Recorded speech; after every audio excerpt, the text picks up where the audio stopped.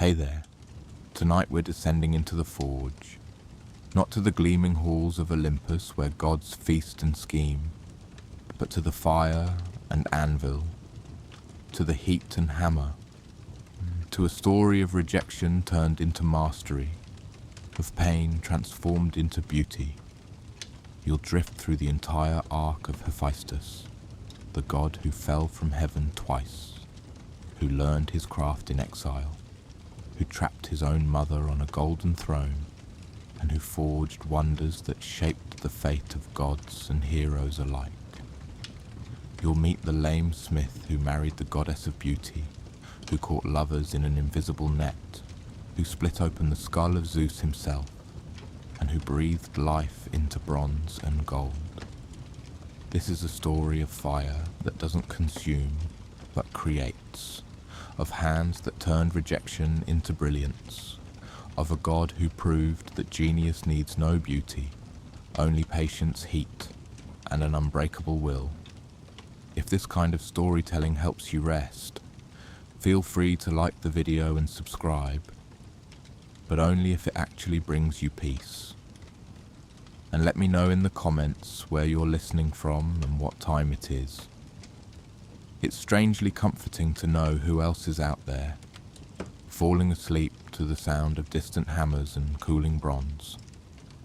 So dim the lights, let the forge fires glow, let the metal sing, and let's begin at the very beginning, before the first spark was struck, before the first creation took form, when a child was born that Olympus did not want, before there were weapons that could split mountains, before there was armor that made heroes invincible, before automatons walked and bronze giants patrolled distant shores, there was a birth that began in shame.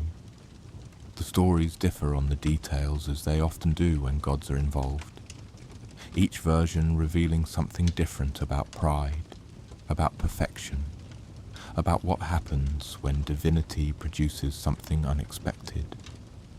In one telling, Hera sat alone in her chambers on Olympus, seething with a rage that had been building for years, perhaps centuries. Zeus, her husband, the king of the gods, had done it again. He had birthed a child without her, not through any mortal woman, not through some nymph he'd seduced in the form of a swan or a shower of gold, but from his own body. Athena had sprung fully formed from his skull, already armored, already brilliant, already perfect. And Hera, queen of the gods, mother of Olympus, had been entirely unnecessary. The insult burned hotter than any forge fire, so Hera, in her fury and her wounded pride, decided to answer in kind. If Zeus could create life alone, then so could she. Through sheer divine will, through parthenogenesis, through a process that required no husband, no father, no Zeus at all, she became pregnant. She carried the child with grim satisfaction, imagining the moment she would present her own solo creation to Olympus, a child of pure divine blood, born of a goddess alone. She would show Zeus that she needed nothing from him, that her power was complete in itself, that the queen could match the king in any arena, even creation itself. The labor came and went as divine labors do, without the mess and pain that mortal women endured. And then Hera looked down at her newborn son, her triumph, her answer to Zeus's arrogance, her proof of independence, and what she saw made her recoil in horror. The child was malformed. His foot was twisted, turned inward at an angle that would never straighten. His leg was withered, the muscles thin and weak. This was not the gleaming perfection she had imagined. This was not the beautiful, powerful god who would stand as proof of her supremacy. This was a cripple. Disgust and shame flooded through her, hot and immediate. She had created this. This imperfect thing had come from her alone, which meant the flaw was hers. In her mind, the child's deformity reflected not on chance or fate, but on her own divine nature. And Hera, who prized perfection above all things, who valued beauty and power and flawless form, could not bear to look at what she had made. So she made a choice that would echo through the ages. Without ceremony, without hesitation, without a moment's consideration for what might come next, Hera carried the infant to the edge of Olympus. The clouds parted beneath her feet, revealing the vast emptiness below, the mortal world so far beneath that it appeared as nothing more than a blur of blue and green and brown, and she threw her newborn son into the void. The child, who had not yet received a name, who had existed for mere moments, fell. He tumbled through clouds and empty air, through the realm of birds and the domain of winds, through layer after layer of sky that separated the divine from the mortal. He fell for what seemed like forever, a tiny form growing smaller and smaller against the endless blue, a rejected god plummeting toward the earth that his kind ruled from on high. The fall should have killed him. Divine or not, the impact should have shattered him entirely, should have erased him from existence as thoroughly as if he had never been born. But the sea, in its mercy, caught him. The waves that rolled across the surface of the Aegean opened like gentle hands, and the child sank not into crushing depths, but into welcoming darkness. There, in the hidden places beneath the waves, he was found by two goddesses who happened to be passing through the deep waters. Thetis, the silver-footed Nereid, daughter of the old sea god Nereus, heard the child's cries echoing through the water. Beside her swam Eurynome, daughter of Oceanus, whose realm touched the edges of the world itself. They discovered the infant wrapped in foam and confusion, his twisted foot already marked with the memory of his mother's rejection. Instead of leaving him to the currents, they gathered him up with care. These were not goddesses of Olympus, not part of Hera's shining court, not bound by whatever cold judgment had motivated the queen to cast out her own child. They were older beings connected to the primordial waters, to forces that predated Zeus's reign. They carried the infant to a sea cave, a hidden grotto on the shores of the great river Oceanus that encircled the world. There, beneath the earth and away from any divine eye that might be watching, they raised him. They fed him, cleaned him, spoke soft words when he cried, and held him when the pain in his malformed foot grew sharp and terrible. And crucially, importantly, with a generosity that would change everything, they gave him something to occupy his hands. That was the first version of how Hephaestus came into the world, born from pride and cast out from shame, rescued by kindness and raised in hiding. But there was another telling, one that painted a different picture of his origins. In this version, Hephaestus was born not from Hera alone, but from both Zeus and Hera, a legitimate child of the king and queen of Olympus. In this version, he was born whole and healthy, without any deformity, a perfectly formed infant god who should have been welcomed with celebration. But the gods, as always, found ways to complicate things. One day, long after Hephaestus had grown into boyhood, Zeus and Hera fell into one of their legendary arguments. The cause hardly mattered anymore. These battles between husband and wife had become so common that the other gods could time their daily activities by the shouting that echoed from the throne room. Perhaps Hera had discovered another of Zeus's mortal affairs. Perhaps Zeus had overruled one of her decisions regarding some hero or kingdom. Perhaps they simply woke in a mood for conflict. Whatever the cause, the argument escalated. Zeus, in his rage and his absolute power, did something unforgivable. He suspended Hera in the air between heaven and earth, bound in golden chains that even she, in all her divine strength, could not break.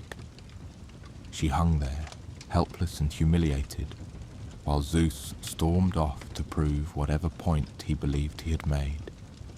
The young Hephaestus, seeing his mother in such a state, could not bear it. He approached his father with all the courage a divine youth could muster, pleading for Hera's release, arguing for mercy, for compassion, for an end to this cruel display of dominance. Zeus's response was immediate and terrible.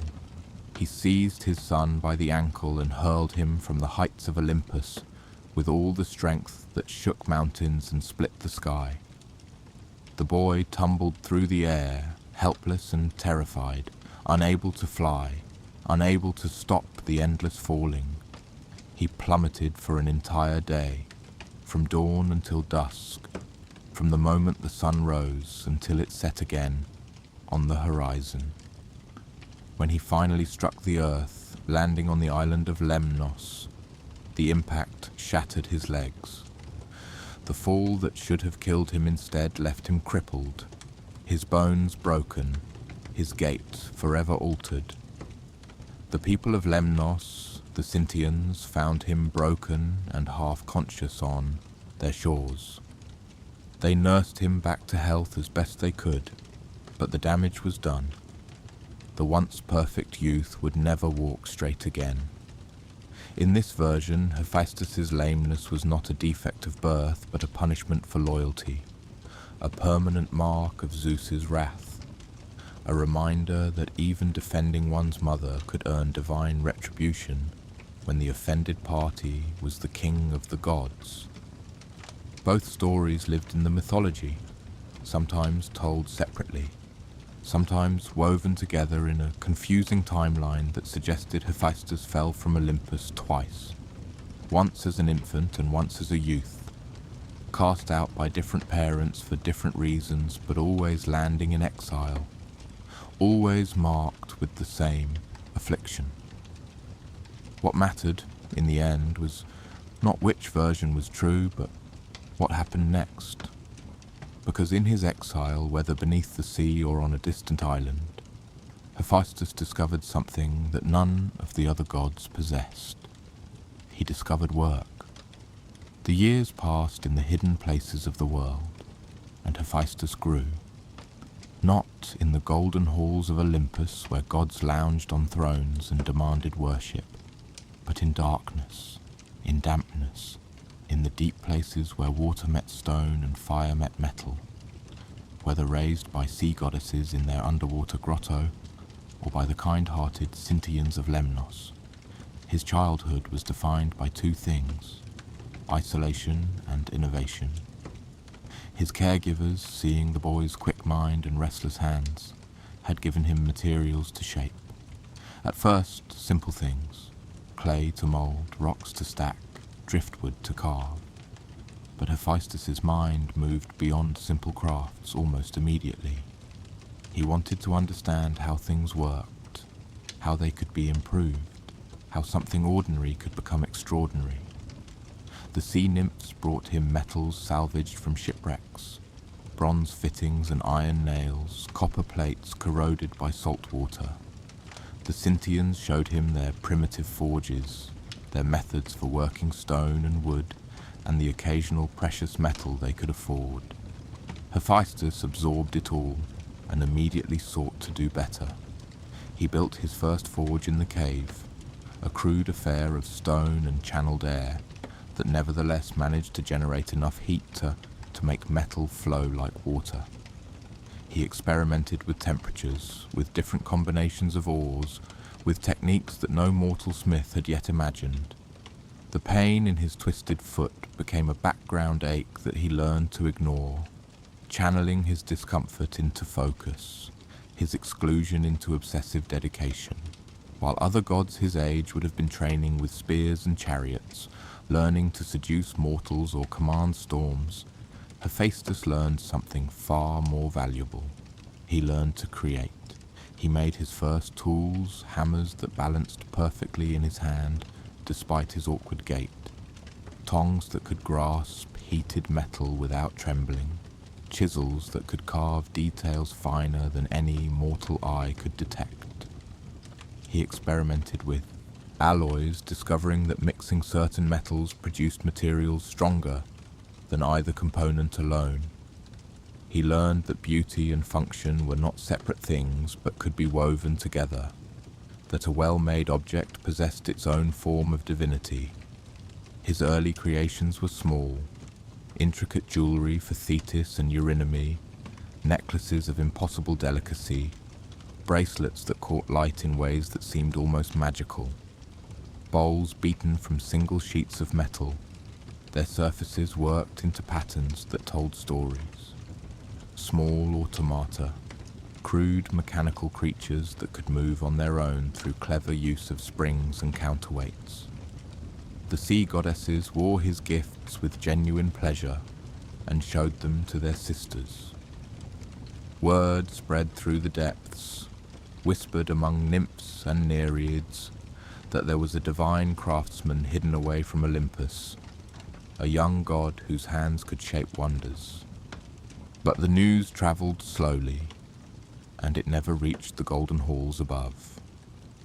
Zeus and Hera remained ignorant of their exiled son's growing mastery, and Hephaestus preferred it that way, because as his skills grew, so did his resentment. He remembered, with the perfect clarity of divine memory, the moment of his rejection. Whether thrown by Hera in disgust or hurled by Zeus in rage, the result was the same. He had been discarded. His family had looked at him, decided he was unworthy, and cast him away like refuse. The gods of Olympus valued strength, beauty, power displayed through grand gestures and overwhelming force.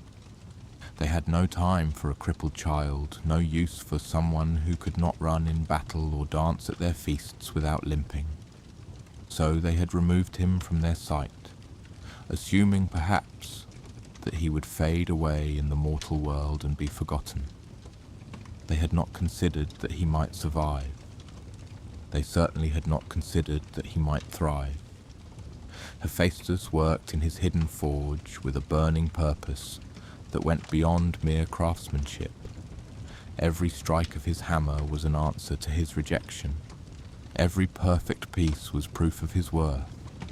And slowly, as the years accumulated, a plan began to form in his mind. He would return to Olympus, but not as a supplicant, not begging for acceptance or pleading for recognition.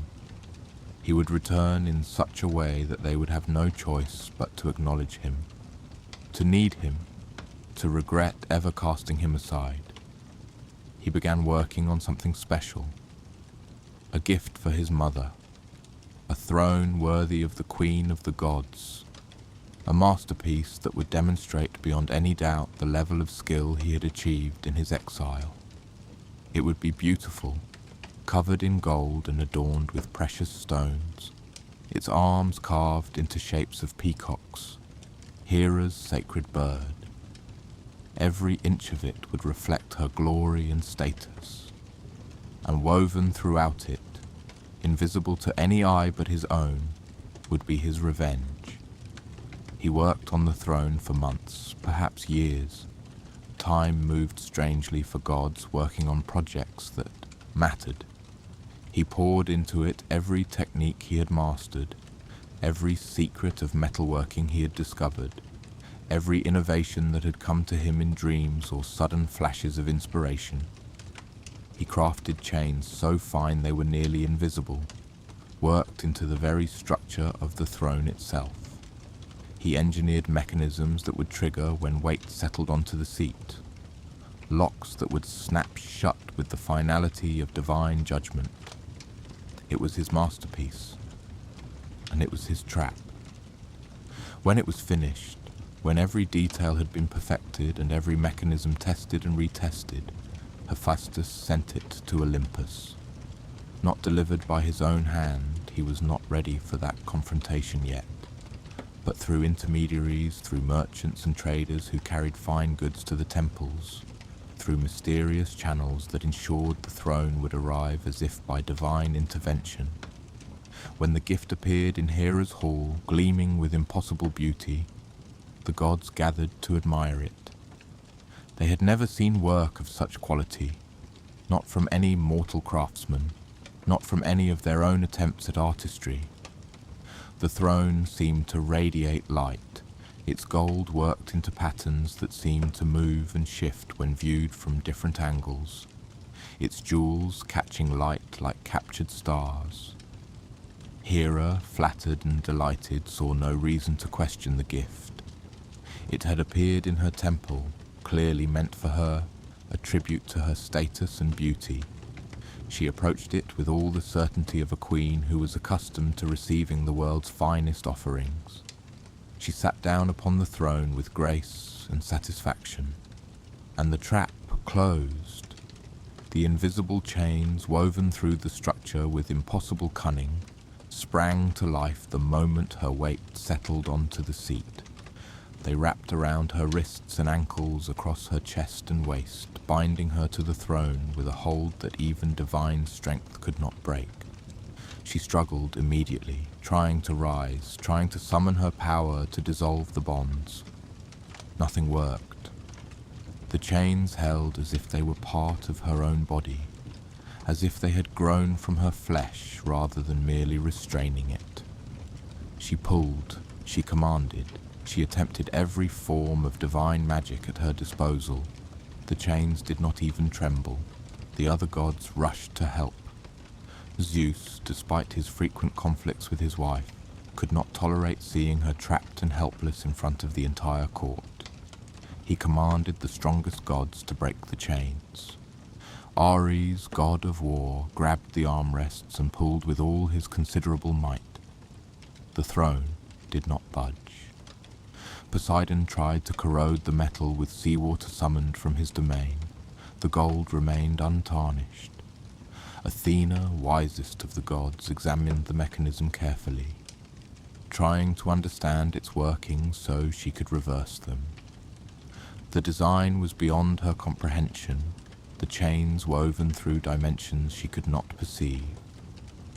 For hours they struggled, then days, while Hera remained trapped on the throne she had thought was a gift, unable to stand, unable to move, growing more furious with each passing moment.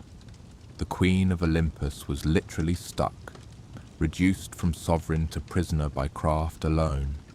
Finally, Zeus demanded answers. Who made this thing? None of the gods knew. The throne had simply appeared, delivered through means no one could trace. They began to suspect it was a trap from some titan still harboring resentment from the old wars, or perhaps a cruel trick from some minor deity looking to embarrass the ruling family. Then someone, perhaps Thetis visiting from the sea, perhaps one of the nymphs who had heard whispers in the depths, suggested a name that most of the Olympians barely remembered. "There is a smith," she said carefully, "in exile beneath the waves and far from here. He works wonders with metal and mechanism. Some say he is divine, though none are certain of his parentage. Bring him here," Zeus commanded.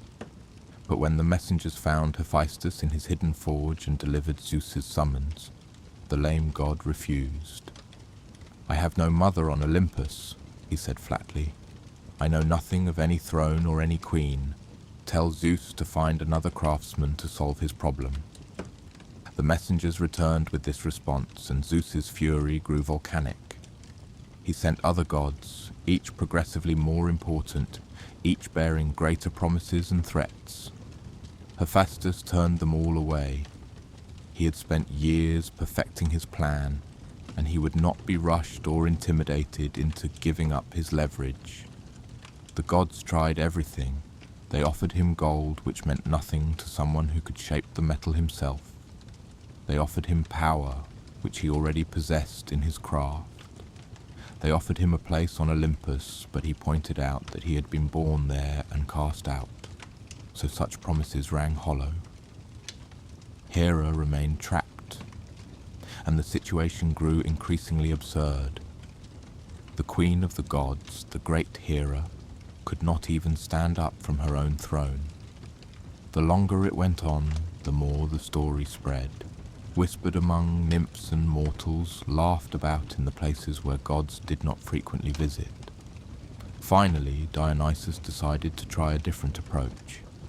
The god of wine, himself once an outsider who had proven his divinity through persistence rather than raw power, understood something about Hephaestus that the other Olympians missed. The lame smith was not motivated by fear or greed. He was motivated by pride and pain, by years of rejection that had hardened into determination. Dionysus descended to the forge not with threats or bribes, but with wine and companionship. He arrived bearing the finest vintage, pressed from grapes grown on the slopes of Nysa, where the god himself had been raised. He came not as an Olympian demanding obedience, but as one outsider to another, someone who understood what it meant to prove yourself to gods who had initially dismissed you. "I hear you make beautiful things," Dionysus said, settling himself near the forge's heat without invitation. "I'd love to see them." Hephaestus, suspicious but intrigued, showed him some of his work. Dionysus admired each piece with genuine appreciation, asking questions about technique rather than making demands.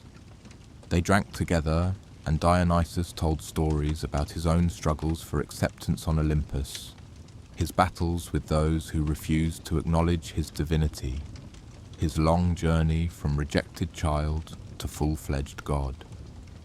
The wine flowed, and the conversation deepened. Hephaestus found himself laughing, something he rarely did in his isolation. Dionysus had a gift for making pain seem less absolute, for finding humor in divine absurdity, for suggesting that perhaps revenge, while satisfying, was less interesting than triumph. "You've proven your point," Dionysus said eventually, after several cups had been emptied and refilled. "Everyone on Olympus knows now that you're the finest craftsman in creation. Hera especially knows it, since she's been sitting on your masterpiece for days. But here's the thing about revenge. It's only satisfying if you're there to see it." Hephaestus considered this. "You could stay here in your cave," Dionysus continued, "keeping your skills hidden, nursing your anger in isolation. Or you could return to Olympus in triumph, with every god knowing what you can do, with them needing you, with no one ever able to dismiss you again." "They cast me out," Hephaestus said, the wine making him more honest than usual. "Why should I help them now?" "Not to help them," Dionysus replied, "to claim your place. There's a difference between being welcomed back as a supplicant and returning as someone indispensable." The lame god thought about this, turning his cup in his scarred hands. He had spent years working in isolation, proving himself to no one but himself. Perhaps Dionysus was right. Perhaps it was time to see the acknowledgement he'd earned. "What do they offer?" he asked. "Anything you want," Dionysus said, "but if I were you, I'd ask for something specific, something that proves your worth is recognized, permanently, officially." They talked through the night, and by morning Hephaestus had made his decision. He would return to Olympus, but only on his terms. And Dionysus, pleased with his diplomatic success, helped the lame god onto a donkey for the journey up from the mortal realm. The sight of them arriving at Olympus became legendary. Dionysus riding at the head, leading a procession that included not just Hephaestus but a train of satyrs carrying examples of the craftsman's work. The lame god rode a donkey, his twisted foot hanging at an awkward angle, his hammer slung across his back. He looked nothing like the other Olympians with their perfect features and commanding presence, but he rode like a conqueror nonetheless. Zeus met them at the gates, desperation overcoming his usual pride. "You can have anything," the king of the gods said. "Just free Hera." Hephaestus looked at his father. this god who had either never known him or had thrown him from the mountain. He looked at the gathered Olympians, beautiful and perfect and entirely dependent on his skills to solve their problem. "I want 3 things," he said, his voice carrying across the assembly. "First, a palace and workshop here on Olympus, equipped with everything I need, never to be disturbed unless I permit it. Second, recognition as a full Olympian, with all the rights and honors that entails. And third," he paused, savoring the moment, "I want Aphrodite." There was silence. The goddess of love and beauty had recently emerged from sea foam, perfect and desirable, already causing quiet conflicts among the gods who competed for her attention. Every male god on Olympus wanted her. Zeus had been considering how to handle the situation, how to marry her off in a way that would cause the least disruption. This solved his problem. Hephaestus might be lame and scarred from his years at the forge, but he was clearly talented beyond measure. More importantly, he currently held all the leverage. If marrying Aphrodite to the smith god prevented fighting among more powerful deities like Ares and Apollo, so be it.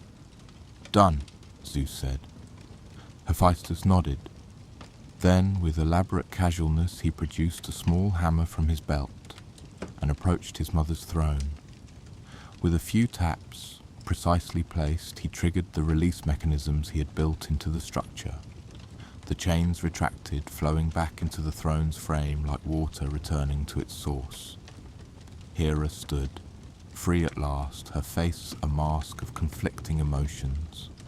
Fury at having been trapped, humiliation at having needed help, but underneath it all, a grudging respect for the son she had thrown away, who had somehow become powerful enough to trap even her. She said nothing.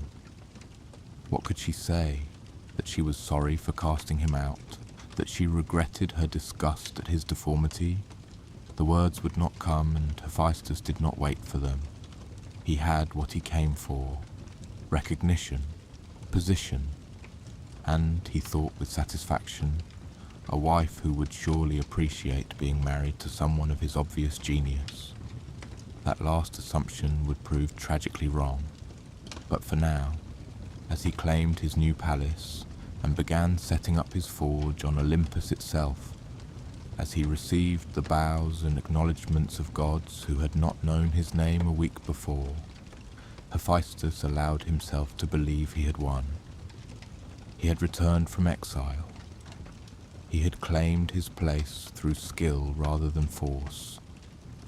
And if his foot still ached, if his gait still marked him as different from the perfect gods around him, well, he had proven that perfection was not the only path to divinity.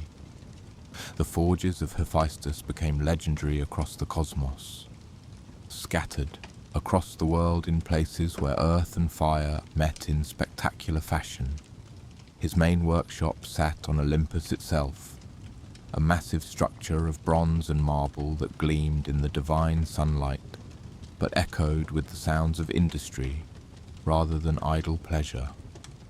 The other gods heard the constant rhythm of his hammers, the roar of his bellows, the hiss of hot metal meeting water for tempering. But Olympus was never enough space for his ambitions. A single forge, however grand, could not contain the scope of work he envisioned, so he established other workshops in places where the earth itself provided the heat he needed, where the boundary between the mortal and divine realms grew thin enough that he could work without constant interruption. The first and most sacred was on the island of Lemnos, where he had either been raised by the Sintians or had fallen during his second exile, depending on which story one believed. The island possessed a volcanic nature, with hot springs and smoking vents that released the earth's inner heat. The local people already revered fire and metalworking, so Hephaestus claimed the place as his primary earthly forge. He built his workshop in the deepest parts of the island, in caverns that extended down into the earth's bones, where the heat was natural and constant, where he could work with temperatures that would have killed any mortal smith. The people of Lemnos considered the island sacred to him, and indeed they claimed descent from his son, making them his worshippers and his distant family at once. But his most famous forge, the one that captured mortal imagination most completely, lay beneath Mount Etna in Sicily. The massive volcano, with its constant rumbling and periodic explosions, became known as Hephaestus's workshop. When the mountain erupted, spewing lava and ash into the sky, mortals whispered that the god was working on something particularly important, that the smoke was from his forge fires and the lava was metal that had grown too hot and spilled over. The connection between Hephaestus and volcanoes became so strong that Greek colonists in southern Italy merged him with the local volcanic gods, creating new names and new stories, but always centered on the same idea, that somewhere beneath the burning mountains a divine craftsman was at work, shaping wonders from fire and metal. His forge at Etna, according to those who claim to have glimpsed it, in visions or dreams, was a vast cavern extending deep into the mountain's heart.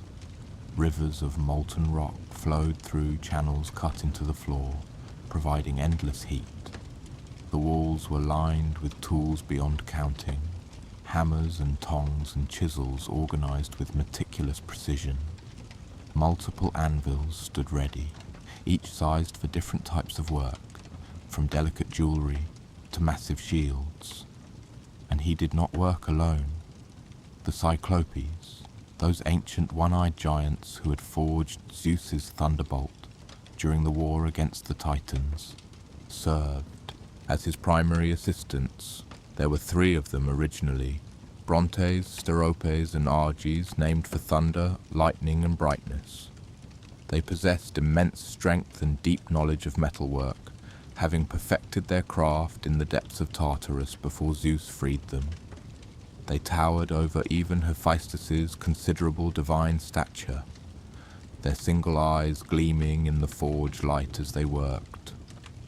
Where Hephaestus designed and perfected, the Cyclopes provided raw power, swinging hammers that weighed more than grown men, turning metal that was still cherry red with heat, shaping materials that required strength beyond what even a god could easily muster. Their sons, younger Cyclopes, also joined the workshops, learning the trade from their fathers and from Hephaestus himself. The forges became places of industry and education, where the god taught his assistants not just to follow instructions, but to understand the principles behind the work, to see how form and function interacted, to appreciate the difference between merely adequate and truly excellent craftsmanship. But his most impressive assistants were not flesh at all. Hephaestus, in his years of exile and experimentation, had discovered something remarkable.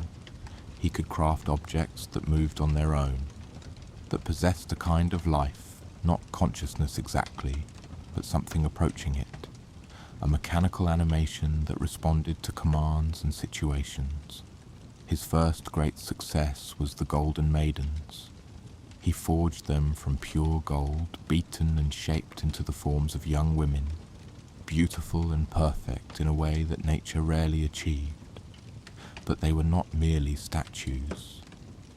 Each possessed articulated joints that allowed realistic movement, hidden mechanisms inside their torsos that drove their limbs with smooth precision. More remarkably, they could speak, through some technique that Hephaestus never explained fully to anyone. The Golden Maidens possessed voices. They could respond to questions, hold conversations, even offer advice. They had knowledge woven into their creation, stored somehow in their metallic minds, accessible through speech. Homer, the blind poet, described them as possessing understanding in their hearts, and knowing cunning handiwork by gift of the immortal gods. They moved through Hephaestus's forge, assisting him, handing him tools before he asked for them, cleaning up, organizing materials, even working on simpler projects under his supervision. They were the first true automatons, beings that combined art and engineering in a way that blurred the line between creation and life. And they were just the beginning. He crafted self-moving tripods, three-legged stands that could wheel themselves across floors on golden wheels attached to their legs. They would roll into the feasting halls of the gods, loaded with food and wine, distribute their burdens, and roll back to the kitchens for refilling, all without any hand guiding them. The gods marveled at these wheeled servants that anticipated needs and moved with eerie independence. For his own use in the forge, he built mechanical bellows that adjusted their airflow automatically, sensing the heat of the fire and increasing or decreasing their output to maintain perfect temperatures. They worked tirelessly, never growing fatigued, never making mistakes born of inattention or boredom. He experimented with more complex creations, building animals from bronze and gold, watchdogs for the palace of King Alcinous, forged from precious metals but given some spark of awareness that let them guard the gates, distinguishing between friend and intruder. They never slept, never needed food, never wavered in their duty. And then there was Talos. The bronze giant was perhaps his greatest automaton achievement, a being that stood taller than any mortal, crafted entirely from bronze, but given life through mechanisms so complex that even other gods could not fathom them. Zeus commissioned the giant as a gift for Europa, the beautiful woman he had seduced and carried to Crete. He wanted her protected, wanted her new kingdom guarded by something that could not be bribed or defeated. Hephaestus created Talos with a design that was as simple as it was ingenious.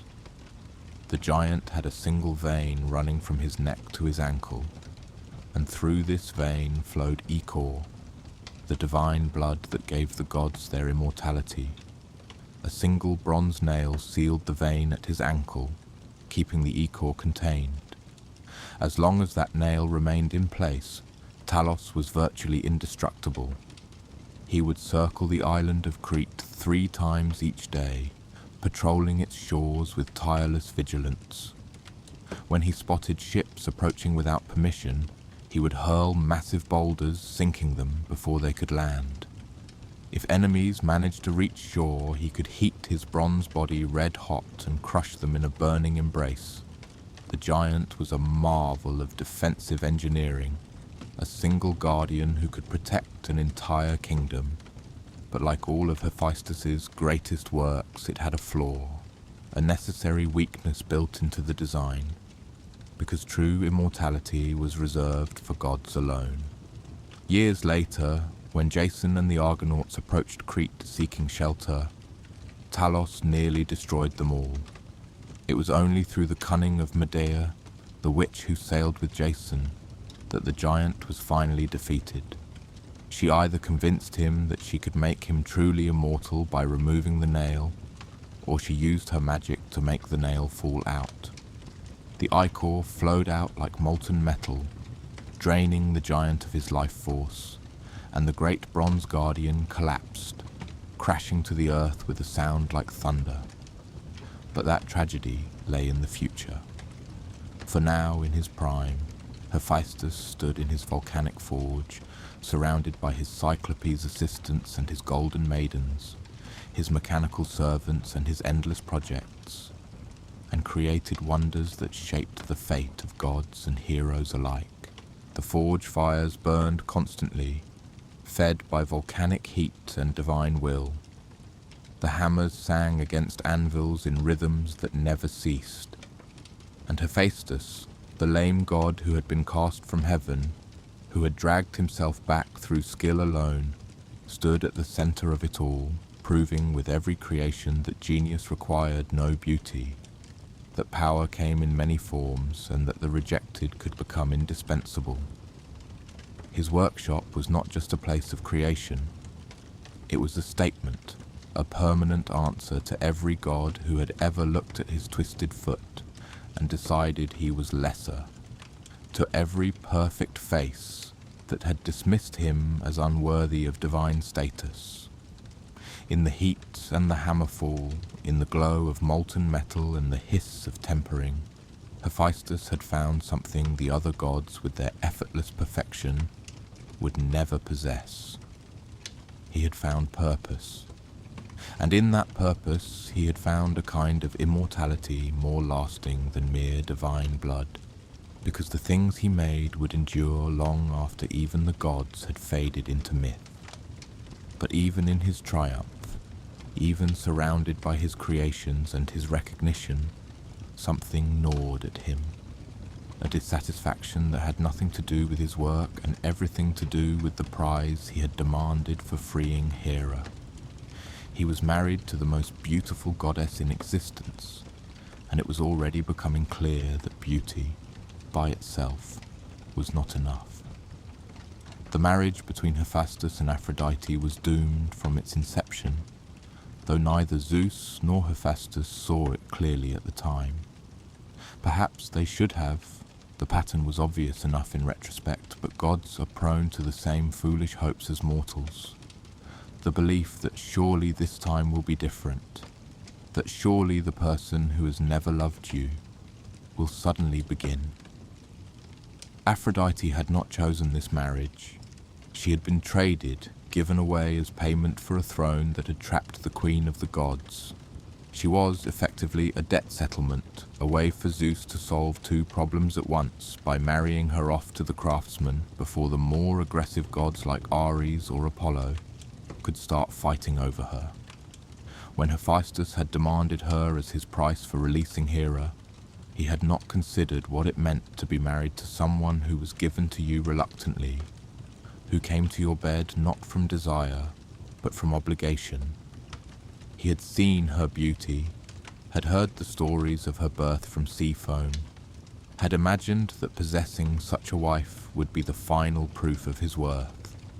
He built her a palace within his own, decorating it with every luxury he could conceive. Golden walls that seemed to glow with their own light, furniture so finely crafted that simply sitting on it was a pleasure, jewelry beyond counting, necklaces and bracelets and rings that made even the other goddesses envious, a famous girdle woven with magic and artistry that made whoever wore it irresistibly desirable, though Aphrodite needed no such help. He thought these gifts would please her. He thought his skill, the obvious devotion poured into every creation he made for her comfort, would eventually translate into affection, perhaps even love. But Aphrodite looked at her palace of wonders and felt only the weight of captivity.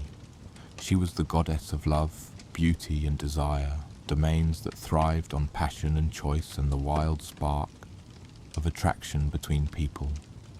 Her marriage to Hephaestus contained none of those things. It was arranged, practical, a political move by Zeus to keep peace on Olympus. And when she looked at her husband, what she saw was not the brilliant craftsman who had trapped the Queen of Heaven with his genius, but a god who was lame, scarred from years at the forge, who smelled of smoke and metal, whose hands were rough and whose gait was awkward. The other gods were warriors or hunters or rulers, perfection embodied in divine form. Hephaestus was talented, yes, but he was not beautiful, and to Aphrodite that mattered more than she wanted to admit, even to herself. The marriage was polite on the surface. They shared meals, attended Olympian gatherings together, maintained the appearance expected of divine couples, but there was no warmth between them, no genuine connection. Hephaestus retreated into his work, spending longer and longer hours in his forge, creating new wonders while ignoring the fact that his greatest creation, the marriage itself, was failing, and Aphrodite, left alone in her golden palace, began to notice the attention of another god. Ares, the god of war, was everything Hephaestus was not. He was tall and powerfully built, with the kind of physical presence that made mortals and gods alike step back in respect. His domain was violence and conflict, the raw thrill of battle and bloodshed, and he carried himself with the confidence of someone who knew his worth was measured in strength alone. Where Hephaestus created, Ares destroyed. Where Hephaestus thought and planned, Ares acted on impulse. They were opposites in nearly every way. And there was something about that opposition, that fundamental difference, that drew Aphrodite and Ares together like iron to lodestone. They were brothers, technically, both children of Zeus and Hera, according to most accounts. But divine family ties were tangled and often ignored when desire was involved. Ares had wanted Aphrodite from the moment she appeared on Olympus. When Zeus married her off to Hephaestus, Ares had raged, argued, even considered challenging the decision through force. But Zeus's word was law. The marriage was sealed. Ares could do nothing, except wait. The affair began quietly, with glances exchanged at feasts, brief conversations that went on slightly too long, accidental meetings in gardens or quiet corners of Olympus that were perhaps not quite as accidental as they appeared. Aphrodite told herself it was harmless, that she deserved some happiness in a marriage she had never wanted. Ares told himself nothing, cared about no justification. He wanted her, she was willing, and to him that was the end of the discussion. They began meeting in secret, slipping away when Hephaestus was deep in his work, when the hammers rang too loud for anyone to hear footsteps or whispered laughter. Aphrodite would claim to be visiting her sacred groves, or attending to worshippers. Ares would say he was inspecting armories or training warriors. Both were lies, and both knew it. But lies are easy when the person you're lying to wants to believe you. Hephaestus, buried in his forge work, chose to believe the excuses. Or perhaps he simply preferred not to know, preferred to maintain the fiction that his marriage was succeeding, that his beautiful wife was faithful simply because he worked so hard to deserve her. The affair went on for months, perhaps years. Time moved strangely for immortals, and passion stretched minutes into eternities while entire seasons passed unnoticed. Aphrodite and Ares grew bolder, meeting more frequently, spending entire afternoons together in gardens or private chambers, taking risks that were foolish even by divine standards. And then one day Helios, the sun god, saw them. Helios, who rode his chariot across the sky each day, who saw everything that happened under his light, spotted the two lovers in an intimate embrace in one of Aphrodite's gardens. The golden goddess and the god of war wrapped around each other in a way that left no doubt about what they were doing. And Helios, who perhaps held some grudge against Ares, or who simply believed that such things should not be kept secret, made a choice. He went directly to Hephaestus's forge. The lame god was working on a sword when Helios arrived, hammering out impurities from the blade, bringing it to the perfect balance of flexibility and strength. The heat was intense even by forge standards, and Hephaestus's face was streaked with sweat and soot. He looked up when Helios entered, surprised. The sun god rarely visited the forges. His domain was light and sky, far from the dark, underground places where Hephaestus preferred to work. "I have something to tell you," Helios said without preamble. "Your wife is unfaithful." The words hung in the superheated air like something physical. Hephaestus's hammer paused mid-swing. "With whom?"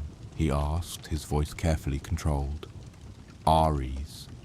Of course it was Ares. It could not have been some minor deity, some insignificant power Hephaestus could dismiss. It had to be his brother, the god of war, the epitome of everything Hephaestus was not.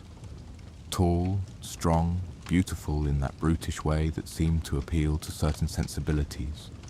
Helios provided details sparing nothing. Where they met, how often, the passion between them that was obvious even from the sky. He described positions and timing, making certain that Hephaestus understood this was not a single mistake or momentary weakness, but an ongoing affair, a deliberate betrayal repeated again and again. When Helios finished, he left, satisfied that he had done his duty by informing the wronged husband.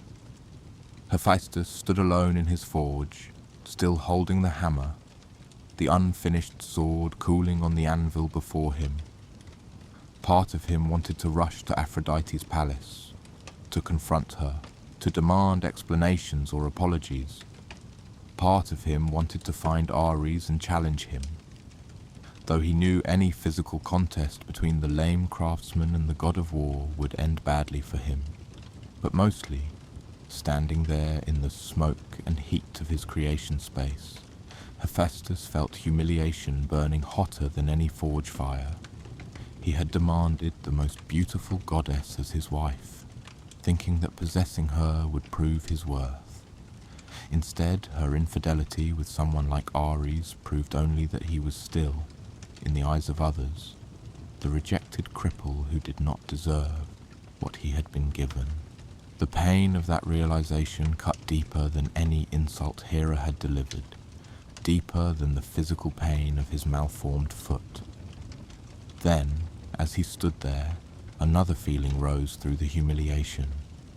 Not rage, though there was some of that, but something colder and more calculating.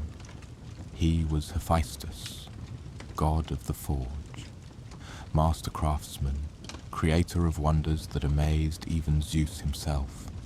He had trapped his own mother on a throne when she wronged him. Did Aphrodite and Ares truly think they could betray him without consequence? He would not confront them in anger. He would not challenge them with words or threats. He would do what he did best. He would build something. Hephaestus worked through the night on his newest creation, barely pausing to rest, driven by a focus that was part genius and part fury. The Cyclopes, sensing his mood, stayed out of his way, working on their own projects in other parts of the forge. The golden maidens brought him food and drink that he barely touched, so absorbed was he in the task before him. What he crafted was a net, but calling it simply a net was like calling Zeus's thunderbolt simply lightning.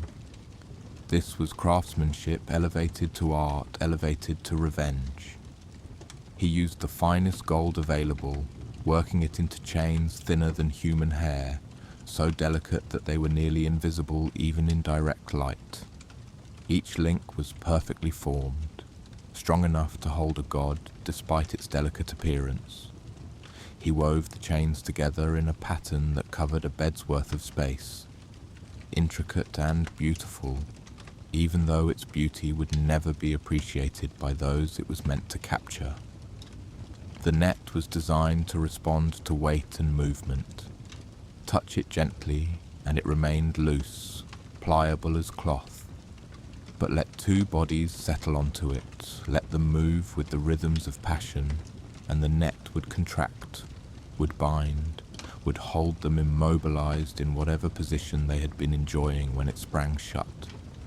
And once triggered, once wrapped around its victims, the net could not be removed.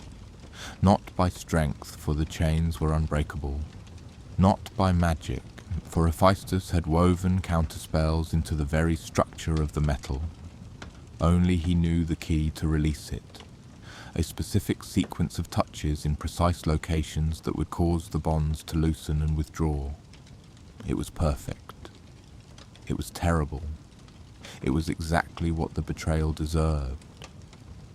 When the net was finished, when he had tested it multiple times to ensure it would function flawlessly, Hephaestus took it to Aphrodite's palace. He waited until she was away, probably with Ares again. and entered her chambers.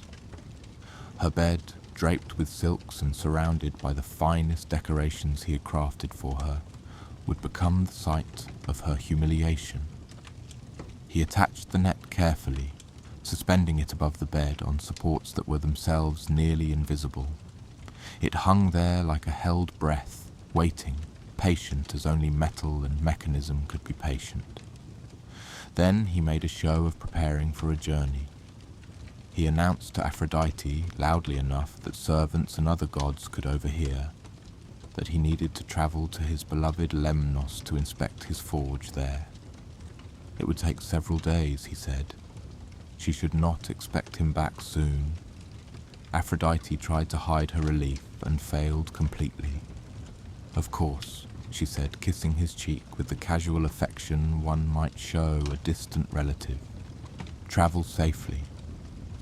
Hephaestus limped out of Olympus, making certain he was seen leaving, making certain everyone knew the craftsman would be gone for days.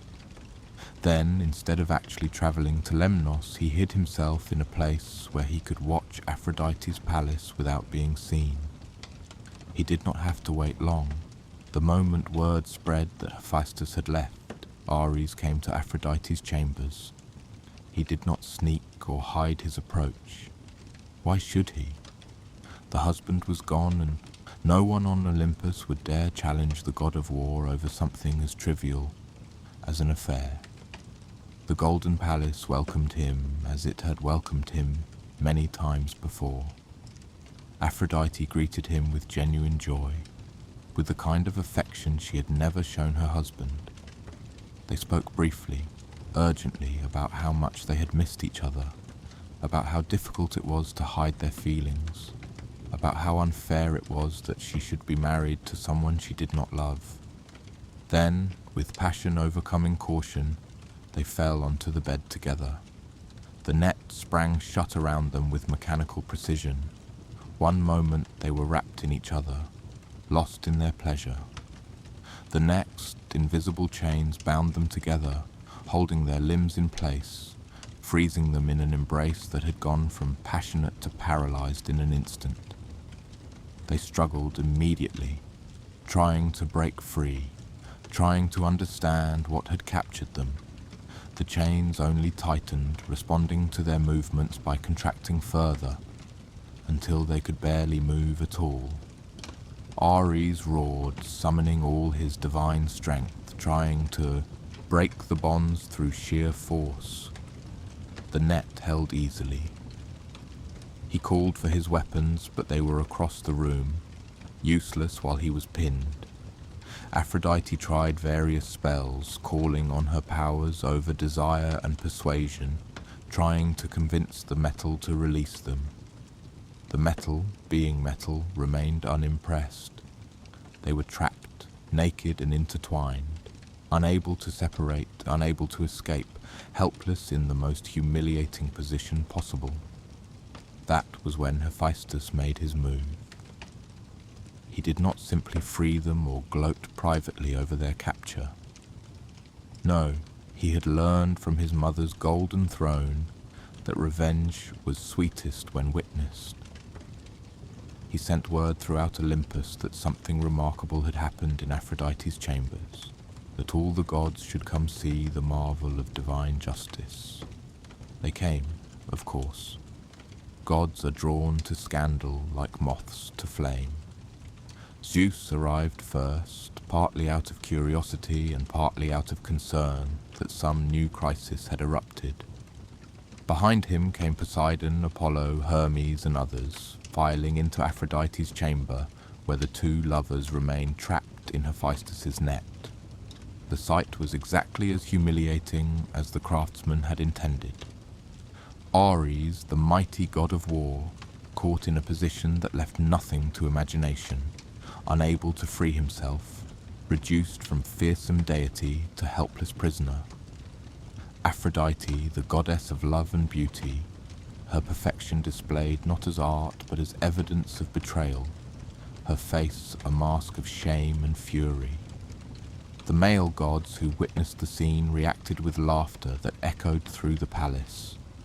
they mocked Ares mercilessly, the great warrior trapped by chains he could not break, outwitted by the lame craftsman he had likely dismissed as weak. Apollo made jokes about battle strategy. Hermes wondered aloud whether the position was comfortable. Even Zeus, though he tried to maintain some decorum as king of the gods, could not entirely suppress his amusement. The goddess Hera notably stayed away, as did Athena and Artemis, either from respect for Aphrodite's dignity or from unwillingness to witness such a spectacle. But the male gods felt no such compunction. They stayed and laughed and commented until the humiliation was complete, until there could be no doubt that everyone on Olympus knew exactly what had happened. Hephaestus stood to one side, saying little, letting the scene speak for itself. This was his answer to betrayal, his response to being made a fool. Not violence but exposure, not rage but calculated revelation of the truth that had been hidden from him. Apollo, turning to Hermes with a grin, said loud enough for everyone to hear, "Would you accept such chains if it meant lying beside golden Aphrodite?"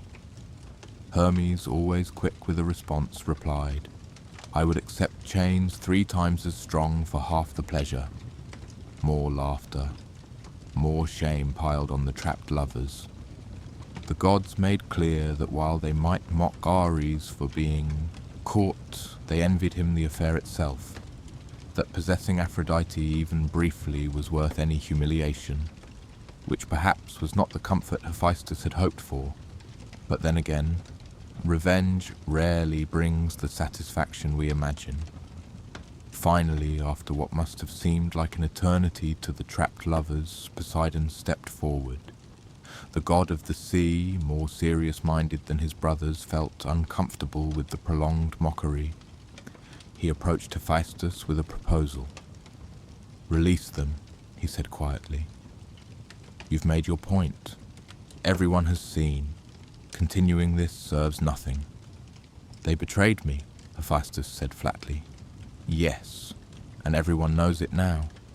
Release them, and I will ensure Ares pays a price. He will owe you compensation for this insult. I give you my word." Hephaestus considered this. The revenge was complete. Drawing it out further would accomplish nothing, except perhaps turn sympathy toward the trapped lovers rather than toward the wronged husband. And having Poseidon's guarantee of compensation had value, tangible value he could collect. He nodded. Very well. With a few careful touches, he deactivated the net. The chains loosened and retracted, flowing back into their hidden supports. Ares and Aphrodite sprang apart immediately, grabbing for clothes, for dignity, for anything that might restore some measure of their status. Ares fled first, vanishing from Olympus in a burst of divine speed, retreating to his shrine in Thrace, to nurse his wounded pride. Aphrodite followed soon after, departing for her sacred island of Cyprus, where she could cleanse herself in her temple baths and attempt to restore her sense of self. The gathered gods dispersed, still chuckling, already crafting the stories they would tell about this day, about the war god trapped by the smith, about golden Aphrodite caught in a net of golden chains. Hephaestus stood alone in his wife's chambers, looking at the bed where he had set his trap, where his marriage had been definitively, publicly ended. He felt no triumph, only a kind of hollow satisfaction that justice had been done, that those who had wronged him had faced consequences, even if those consequences changed nothing fundamental about his situation. The marriage was effectively over, though the formal divorce would take time to arrange. Aphrodite would never return to him, not even for appearances. Ares would pay whatever fine Poseidon demanded, but he and Aphrodite would eventually resume their relationship once the scandal died down.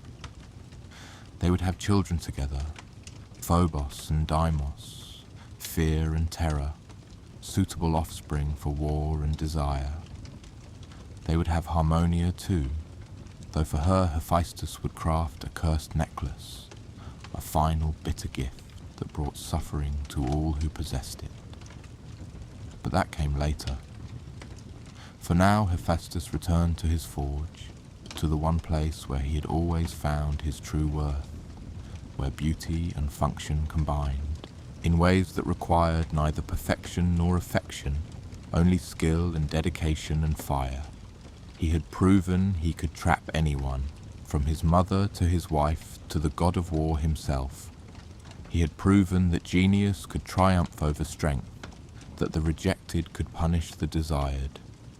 But he had also learned that some wounds went too deep for any revenge to fully heal, that being right and being happy were not the same thing, and that even when you won, sometimes you still lost. The hammers rang in his forge that night, steady and relentless, the sound of a god working out his pain the only way he knew how, one perfect strike at a time.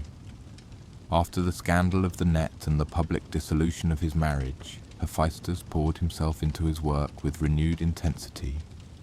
If he could not find happiness in love, if his status among the gods remained complicated by his appearance and his painful history, then he would cement his position through sheer indispensability. He would become so essential, his creation so magnificent, that no one could deny his worth. And the gods, being what they were, provided endless opportunities for him to prove himself. Zeus came to him first, as the king of the gods often did when he needed something beyond the capabilities of lesser craftsmen. The request was for thunderbolts, those weapons of pure lightning that the king wielded to enforce his will and strike down those who opposed him. The original thunderbolts, forged during the war against the Titans, had been created by the Cyclopes. But even divine weapons wore down with use, or were lost in battles across the cosmos, or were given away as gifts to Zeus's allies. More were always needed.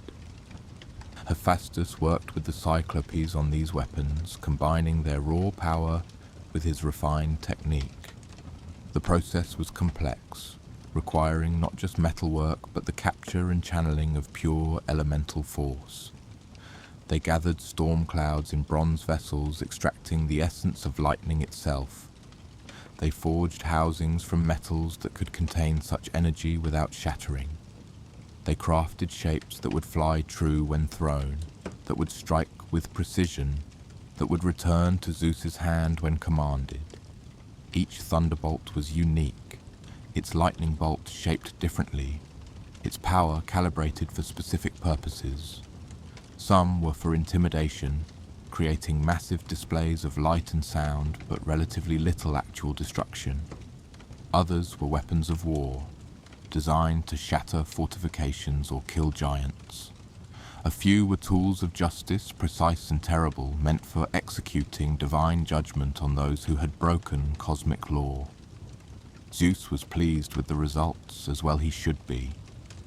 The thunderbolts Hephaestus crafted were superior to the originals in several ways. Lighter but stronger, more responsive to command, more devastating in their impact. The king of the gods collected them with satisfaction, knowing that his arsenal was now unmatched in the cosmos. Athena came next, requesting improvements to her aegis. The shield, which bore the head of Medusa and struck terror into those who saw it, needed repairs after a particularly vicious battle. But Athena, being Athena, did not simply want repairs. She wanted enhancements. Make it lighter, she instructed, but no less protective, and add something that will increase its intimidation factor. The Medusa head is effective, but I think we can do better. Hephaestus studied the aegis carefully. It was already a masterwork, one of his earlier pieces when he was first establishing his reputation on Olympus. But he could see ways to improve it. Techniques he had developed since then that he had not applied to the original creation. He kept the Medusa head as the central feature, but he added serpents around the border, their scales so finely detailed that they seemed to writhe when the shield moved. He wove new metals into the structure, divine bronze combined with materials that mortal smiths had never seen, reducing the weight while increasing its resistance to damage. He added polish to certain areas so that the shield could reflect attacks back at their sources, turning the enemy's own force against them. When he returned it to Athena, she tested it immediately, sparring with Ares who had been grudgingly recruited for the purpose. The shield turned aside his attacks easily, and when he looked at it directly, even the god of war flinched from the combined horror of Medusa's face and the writhing serpents. Perfect, Athena declared, and she wore the improved aegis in every battle thereafter. A moving work of art that also happened to be one of the most effective defenses in existence. The requests continued to come. Apollo wanted new arrows, silver shafts that would fly straighter than any before them, that would glow with their own light as they flew. Artemis requested a matching set for herself, though hers were to be gold rather than silver, marked with her own particular nature as goddess of the hunt.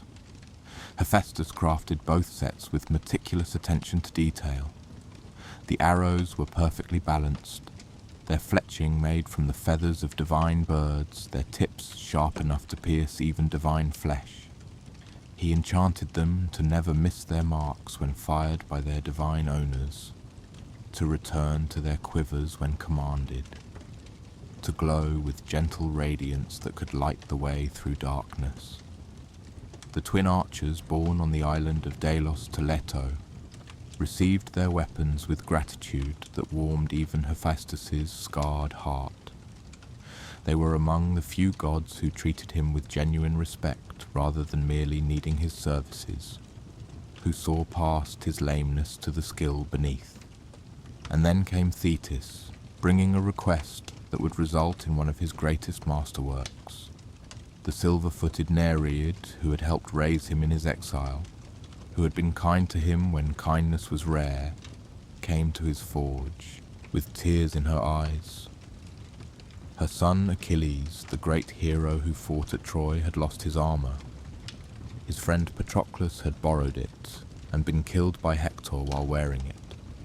And now the greatest warrior among the Greeks had nothing to protect him when he returned to battle seeking vengeance.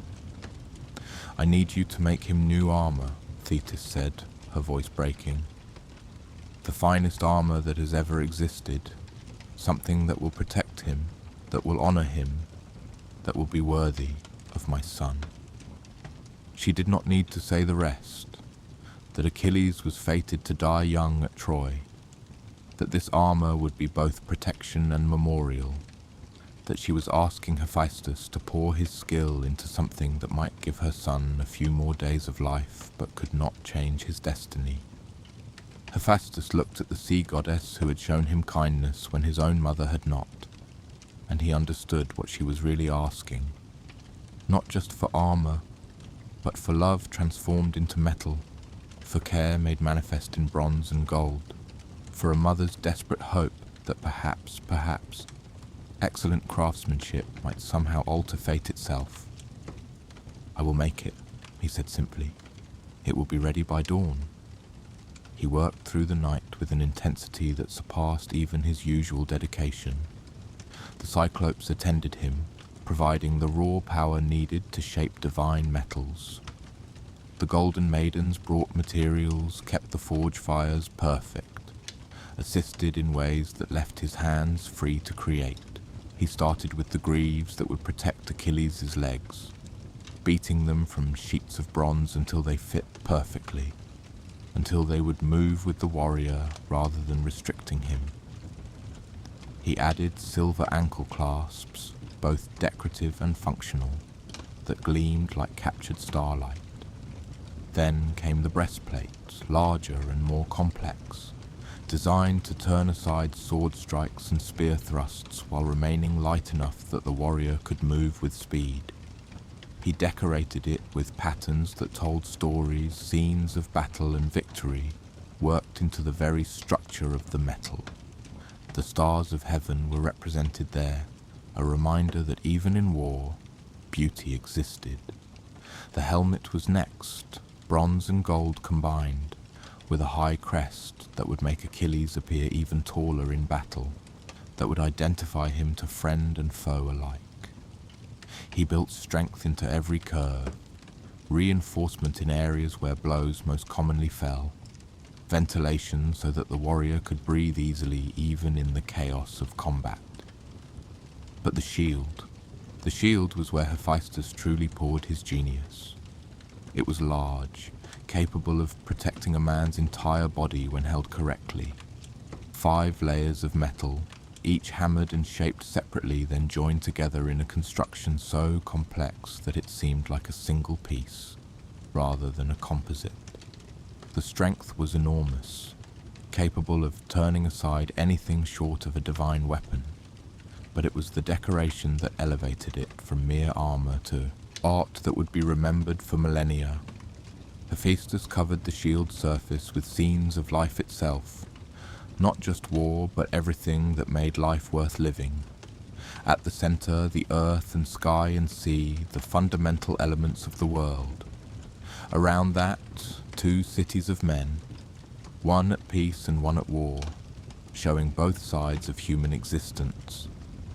In the peaceful city, he depicted a wedding feast, people celebrating, musicians playing, joy and community captured in bronze. He showed a marketplace where disputes were being settled by judges, where law and order prevailed over chaos. In the city at war, he showed armies clashing, sieges being laid, people fighting for their survival and their homes. But he also showed the gods watching over the battle, a reminder that even war was subject to powers beyond human control. Around the cities, he placed scenes of agricultural life, ploughing fields, harvesting wheat, tending grapes, herding cattle. He showed festivals and dances, people celebrating their harvests, children playing. He depicted the ocean that bounded the world, full of fish and creatures teeming with life. Every scene was worked in incredible detail, figures so small and precise that they seemed to move when light hit them from different angles. It was not just a shield, but a representation of the entire cosmos, a reminder to whoever bore it that life consisted of more than just the battlefield, that beauty and peace existed alongside war and death. It was perhaps Hephaestus's attempt to give Achilles something beyond mere protection, a reminder of what he was fighting for, what he would lose when his fated death came, what made mortal life precious despite its brevity. Dawn came and Thetis arrived to collect the armor. She gasped when she saw it laid out in Hephaestus's workshop, gleaming in the early light, more magnificent than anything she had imagined. "This is..." she started, then stopped, unable to find words adequate to her gratitude. "It is for your son," Hephaestus said, avoiding her eyes, uncomfortable with emotion as always. "It will serve him well." She gathered the armor carefully, cradling it as if it were fragile despite its strength. "Thank you," she said with feeling that went beyond the words. "Truly, thank you." Then she departed, carrying the armor back to Troy, to her son who waited to re-enter the war, to the hero whose legend would be written in part through the excellence of what he wore into battle. The armor of Achilles became famous, passed down through songs and stories described in detail by Homer himself. Even after Achilles fell, shot in his vulnerable heel by Paris's arrow, the armor remained, fought over by Ajax and Odysseus, eventually worn by others, always magnificent, always a testament to what Hephaestus could achieve when he combined skill with purpose. But the lame god created more than just armor. His workshop produced an endless stream of wonders. For gods and heroes alike, each one a solution to some problem, each one a demonstration of possibility made manifest through craft. For Heracles, the great hero, cursed to perform 12 impossible labours. Hephaestus forged bronze castanets that could drive away the Stymphalian birds, creatures with bronze beaks and metallic feathers that terrorized the countryside. The sound of the castanets, struck together with the right rhythm, created vibrations that the birds could not tolerate, allowing Heracles to drive them from their lair and complete his labour. For Perseus, who needed to slay the Gorgon Medusa without looking at her directly, Hephaestus crafted a sickle of adamantine, a divine metal harder than diamond, sharp enough to cut through even a creature whose very nature was stone. For the god Helios, who rode the sun across the sky each day, Hephaestus built a golden boat that would carry him back to the east each night, travelling along the river Oceanus that circled the world. The boat was self-propelling, navigating by itself while Helios rested, arriving at the sunrise point in time for the next day's journey.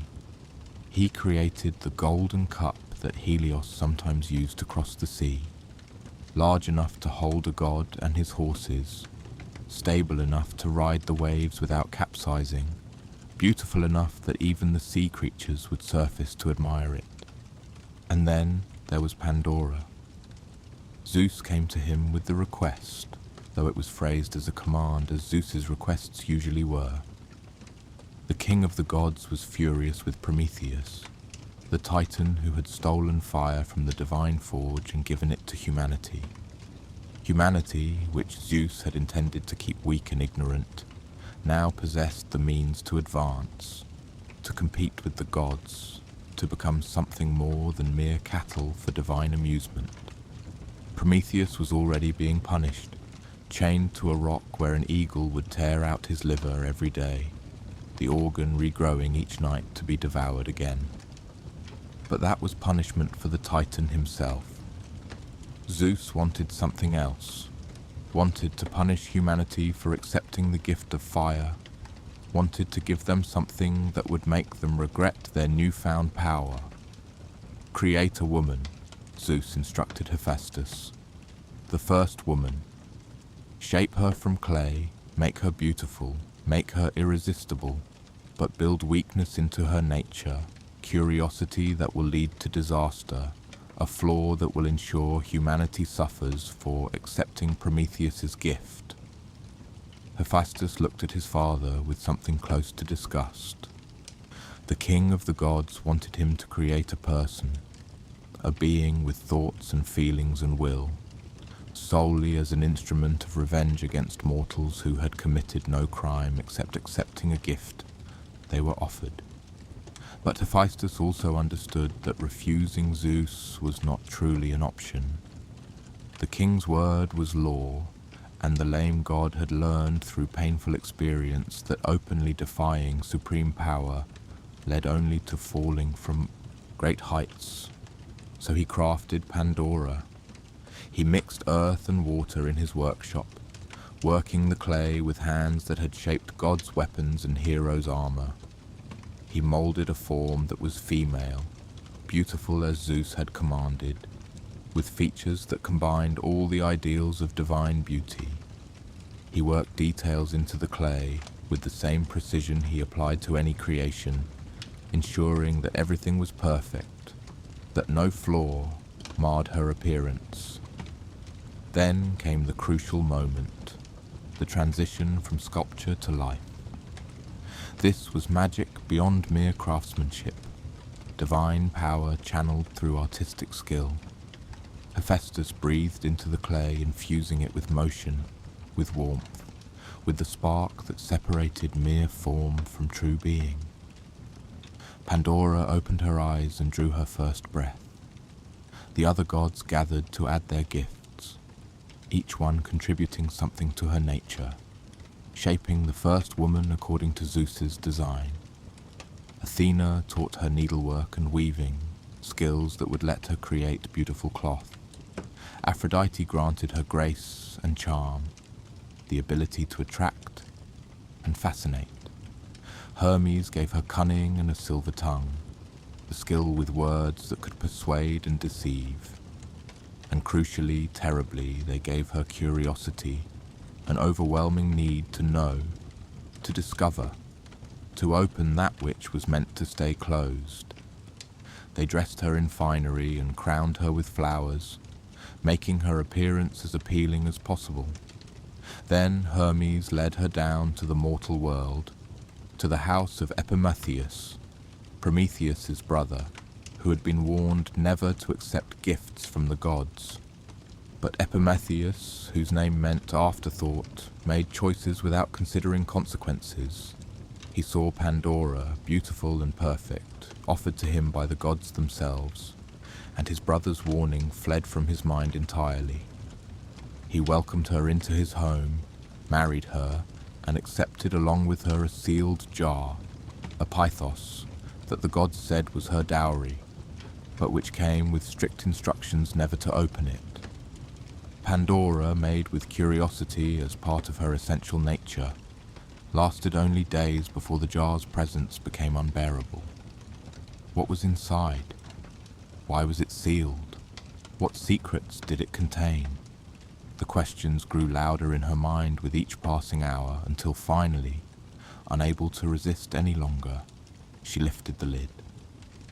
From the jar poured every evil and misfortune that would plague humanity thereafter. Disease and old age, toil and disappointment, envy and hatred, grief and sorrow. They flew out like dark birds spreading across the mortal world, ending the golden age when humans lived without suffering. Pandora, horrified by what she had released, slammed the lid back down, but it was too late. Everything had escaped except for one thing that remained at the bottom of the jar, one small comfort left behind in the darkness. Hope. The mortals would have their fire, their technology, their advancement, but they would also have suffering, mortality, the endless struggles that Zeus had intended as punishment for reaching too high, and threading through it all would be hope, just enough to keep them going, just enough to prevent complete despair, but never quite enough to eliminate the suffering itself. Hephaestus watched all this from his workshop and wondered if he should feel guilty for his role in humanity's punishment. He had created Pandora, had shaped her from clay with the same skill he brought to every work. She was innocent of malice, a tool used by Zeus for purposes beyond her understanding or control. But then, was that not what all of Zeus's commands did? Used others for the king's purposes, regardless of their own desires or destinies? Hephaestus had been used as well, married off to Aphrodite not for his sake, but to solve a political problem. His skills commanded rather than requested.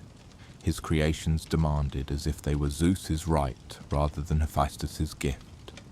The lame god returned to his forge, to the work that defined him, and tried not to think too deeply about what it meant to create life, only to have that life cause suffering, to shape something beautiful, only to have it serve as an instrument of revenge.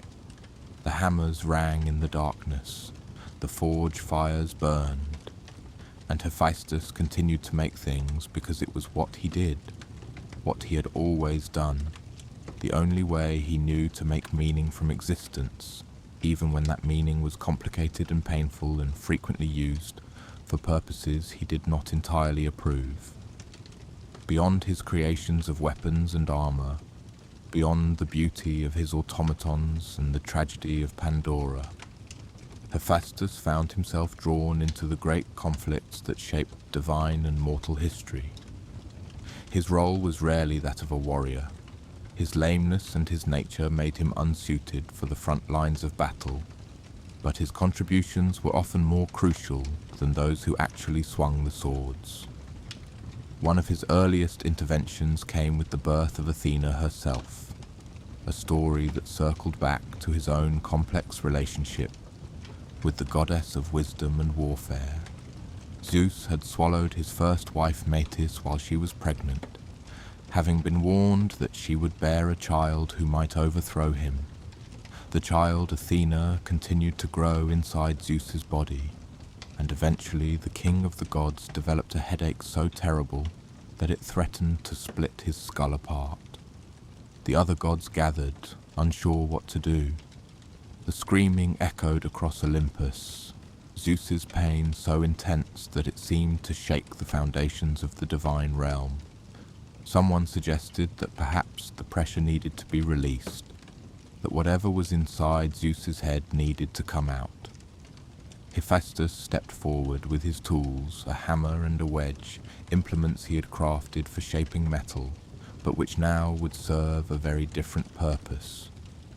With permission granted by the agonized Zeus, he struck the king's skull with precision, splitting it open in a controlled manner that released the pressure without causing permanent damage. From the opening sprang Athena, fully grown and fully armored, shouting a war cry that rang across the heavens. She emerged perfect and brilliant, Zeus's daughter born from his own divine mind, needing no mother, proving once again that the king of the gods could create life through his will alone. The irony was not lost on Hephaestus. He had been born from Hera alone, his mother's attempt to match Zeus's power, and he had been rejected for his imperfection. Athena was born from Zeus alone, and she was celebrated, welcomed, immediately recognized as one of the great Olympians. But Athena and Hephaestus, despite their different births, developed a relationship that was warmer than most divine family connections. They were both gods of craft and skill, both valued intelligence and planning over raw force. They worked together often, Hephaestus forging weapons that Athena would wield or gift to her chosen heroes, Athena providing designs and specifications for pieces that would require both martial knowledge and artistic skill. There was, according to some stories, a moment when Hephaestus wanted more than just collegial cooperation from Athena. The details shifted depending on who told the tale. In one version, Hephaestus had recently been divorced from Aphrodite and felt a desire for companionship with someone who actually appreciated his mind, rather than merely tolerating his presence. Athena represented everything he valued: wisdom, skill, respect for craftsmanship, a mind that could match his own in complexity. He approached her, either directly requesting courtship or, in less flattering versions, trying to force himself upon her. Athena, one of the 3 virgin goddesses who had sworn never to take a husband or lover, refused absolutely. Whether the refusal was gentle or violent depended on the telling, but the result was the same. In his desire or his frustration, Hephaestus's seed fell upon the earth itself, landing on the ground where Gaia, the ancient goddess of the earth, received it. From this accidental union, if it could be called that, came Erichthonius, a child with serpent-like legs, a founding figure of Athens. Athena, feeling some responsibility for the child's existence, even though she had not consented to its creation, adopted Erichthonius and raised him in secret. He would eventually become one of the legendary kings of Athens, a reminder that even accidents and rejections could lead to something significant, even beautiful, in the end. The story was uncomfortable, depicting Hephaestus at his worst, driven by loneliness to act in ways that contradicted his usual, careful, considered approach to problems. But it was also perhaps a reminder that even gods were flawed, that even the clever craftsman who could solve any mechanical problem could fail completely at matters of the heart. When the Gigantomachy erupted, the great war between the Olympian gods and the giants who sought to overthrow them, Hephaestus played a crucial role despite his inability to meet the giants in direct combat. The giants were terrible opponents, born from the blood of Uranus when he was castrated, imbued with primordial strength and rage. They were the size of mountains, could hurl boulders like pebbles, and possessed skin so tough that normal weapons barely scratched them. Prophecy declared that the giants could only be killed if both a god and a mortal hero struck them down together, requiring unprecedented cooperation between divine and human warriors. Hephaestus approached the battle not with a spear, but with his ingenuity. He forged special weapons for the heroes who would fight alongside the gods, arms that could pierce giant hide and withstand the immense forces of battle against such enemies. He created traps and devices that could slow or contain the giants, buying time for the gods to position themselves effectively. During one crucial battle, Hephaestus rode into combat on a donkey, accompanied by Dionysus on his own mount. The sight was absurd, two of the more unconventional Olympians arriving not on war chariots or storm clouds, but on humble animals. The giants, seeing them approach, laughed at the ridiculous spectacle. Then the asses began to bray. The sound, amplified through some mechanism Hephaestus had devised, became unbearable to the giants.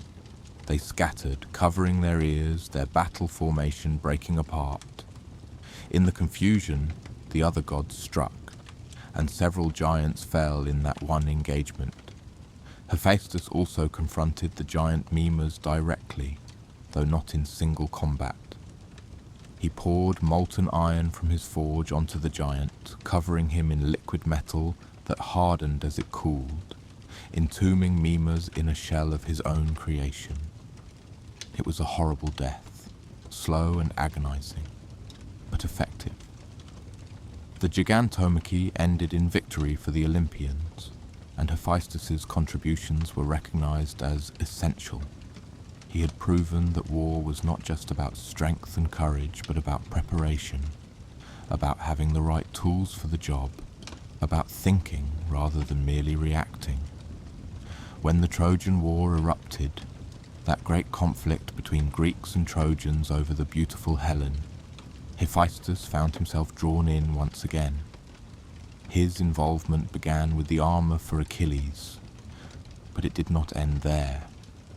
During one particularly fierce battle, Achilles found himself fighting not just against Trojan warriors, but against the river Scamander itself.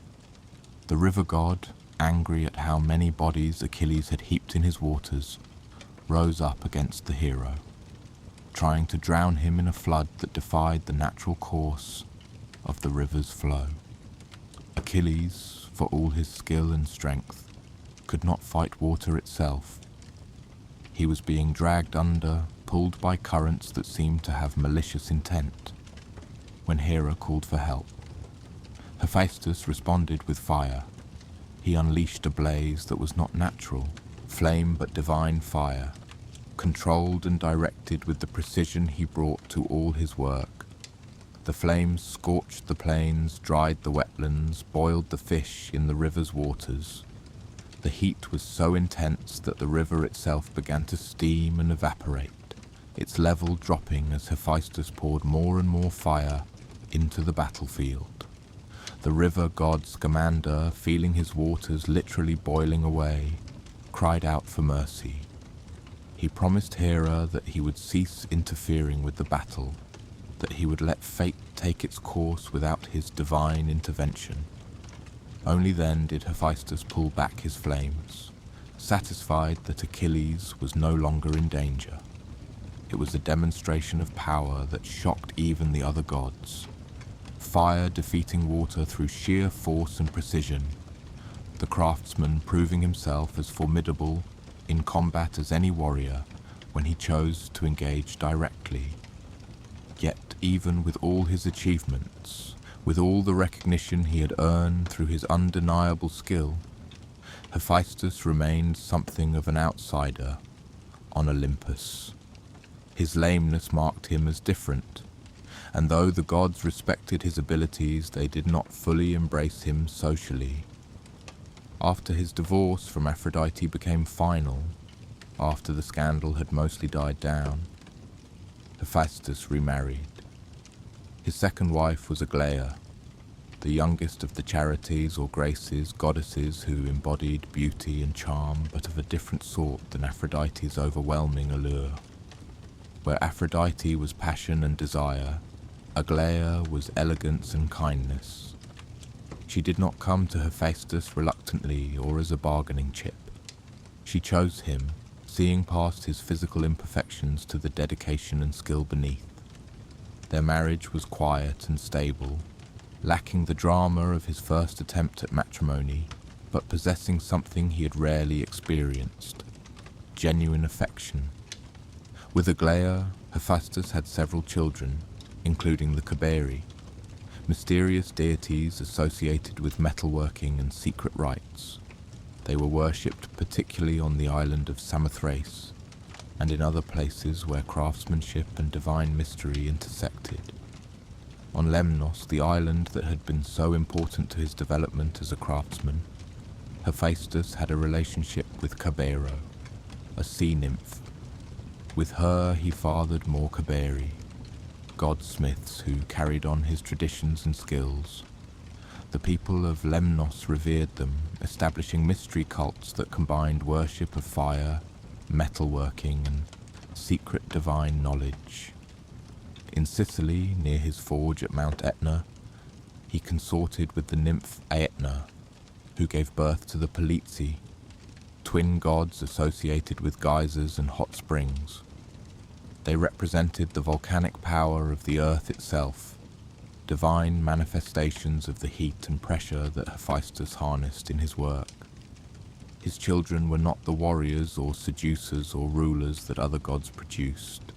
They were craftsmen, guardians, beings associated with the practical arts and the mysteries of creation. In this, they reflected their father's nature, carrying forward his legacy in ways that did not require perfection of form, but rather perfection of skill. Hephaestus maintained his workshop on Olympus, but he was never truly comfortable in the golden halls where the other gods feasted and schemed. His home was the forge, his companions were the Cyclopes and his golden maidens. His satisfaction came from work rather than from social status or political games. Yet even in his relative isolation, even living primarily in his workshop rather than the main palaces, Hephaestus had become indispensable. Every god who needed something made came to him. Every crisis that required cleverness rather than force eventually involved him in some way. His revenge on his mother and his triumph over his unfaithful wife had proven a fundamental truth, that there were many kinds of power, and the one that came from irreplaceable skill was as valuable as the one that came from thunderbolts or war. The other gods might mock his limp or pity his appearance, but they all needed him eventually. And in that need, Hephaestus found his measure of satisfaction, his answer to every rejection and every insult, his proof that he had been right to survive, to persist, to perfect his craft when it would have been easier to fade away into the mortal world and be forgotten.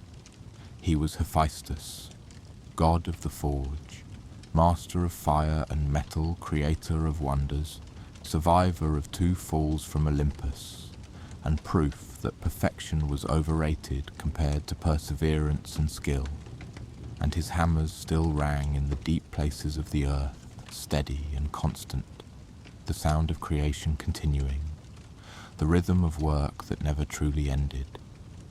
In the mortal world, beyond the games of gods and the great wars that shaped legends, Hephaestus had his own following, his own places of worship, his own legacy that was quieter than Zeus's, but perhaps more lasting in its way. The people of Athens built him a temple that still stands today, remarkably preserved, a testament to the importance they placed on his worship. The temple of Hephaestus sat in the agora, the marketplace and civic center, where crafts were practiced and goods were traded. It was a practical location for a practical god, placed not on some isolated hill but in the heart of human activity. The temple was Doric in style, solid and unpretentious, with columns that spoke of strength rather than elaborate decoration. Inside, cult statues of Hephaestus and Athena stood together, the two gods of craft and skill honoured in partnership. The Athenians recognized that their prosperity depended not just on military might or political cunning, but on the ability of their craftsmen to create things of value, to turn raw materials into useful objects, to apply intelligence and labor toward practical ends. Every year they held the Chalcea festival in his honor, celebrating bronze workers and all those who shaped metal. The festival fell on the 30th day of Pyonepsion, and it involved competitions, sacrifices, and recognition of the finest craftsmen in the city. It was a time when smiths and artisans received respect normally reserved for warriors or politicians, when skill with one's hands was valued as highly as skill with a spear. On Lemnos, his worship was even more central to the island's identity. The Lemnians claimed him as their particular patron, the god who had either fallen to their island or been raised there, who had taught them the secrets of metalworking and who watched over their forges. They held annual torch races in his honor, participants running with flames through the streets in a ritual that combined athletic competition with sacred fire. The island became famous for its metalwork, producing weapons and tools that were sought throughout the Greek world. Lemnian bronze had a reputation for quality, and the smiths attributed their skill to divine favor, to Hephaestus sharing his knowledge with them during his time on their island. But his worship was not limited to grand temples or famous islands. In every forge and workshop throughout the Greek world, craftsmen made small offerings to Hephaestus before beginning important projects. A bit of wine poured onto the fire, a whispered prayer for steady hands and clear vision, a request that the metal would flow properly, that the heat would be right, that the work would turn out well. These were not elaborate rituals conducted by priests, but personal acknowledgements from workers who understood that skill alone was not always enough, that sometimes you needed favor, luck, divine blessing, or whatever you chose to call that moment when everything came together perfectly and what you made exceeded what you had planned. Blacksmiths particularly revered him, seeing in his story a kind of validation of their own difficult work. They labored in heat and smoke, their bodies marked by burns and calluses, their faces blackened by soot. They were not beautiful people in the Greek ideal, not sculptors working in marble or painters creating pleasant images, but smiths making useful things through sweat and strength and tolerance for discomfort. Hephaestus, the lame god who was ugly by divine standards but produced beauty through his work, represented them perfectly. He proved that one did not need physical perfection to create perfection, that sometimes the scarred hands made the finest things, that there was dignity in labor even when society preferred to celebrate those who did not have to work at all. The symbolism of his lameness became part of his legend, interpreted in various ways by different cultures and time periods. Some saw it as the natural result of working with fire and metal, a kind of occupational hazard that marked you as a true craftsman. Others viewed it as a reminder that genius and physical beauty were separate things, that one should not judge capability by appearance. Later cultures would find in Hephaestus a proto-scientific figure, a god who represented technology and practical knowledge rather than mysticism or raw power. His automatons, his complex mechanisms, his ability to channel natural forces like volcanic fire into useful tools. All of these seemed almost modern, almost like engineering rather than magic. The Romans adopted him as Vulcan, giving him a slightly different character but maintaining his association with fire and metalworking. They held the Vulcanalia festival on August 23rd, during the hottest part of the summer when fire was most dangerous, when the risk of conflagration could destroy entire districts of the city. They made offerings to Vulcan asking him to keep fire contained and controlled, to let it serve humanity rather than consume it. His name became synonymous with volcanoes, those mountains of fire that combined beauty and terror, creation and destruction. When a volcano erupted, people said Vulcan was working in his forge, that the smoke and ash were the byproducts of divine industry, that somewhere beneath the burning mountain, the god was crafting something magnificent. But perhaps Hephaestus' most lasting legacy was not in temples or festivals, not in specific cults or famous stories, but in the very concept he represented, that there was divine power in creation, in making things, in taking raw materials and transforming them through skill and effort into something more. He was the god of human progress, in a way. Every time someone learned a new technique, improved a tool, solved a practical problem through ingenuity rather than prayer, they were walking in Hephaestus' footsteps.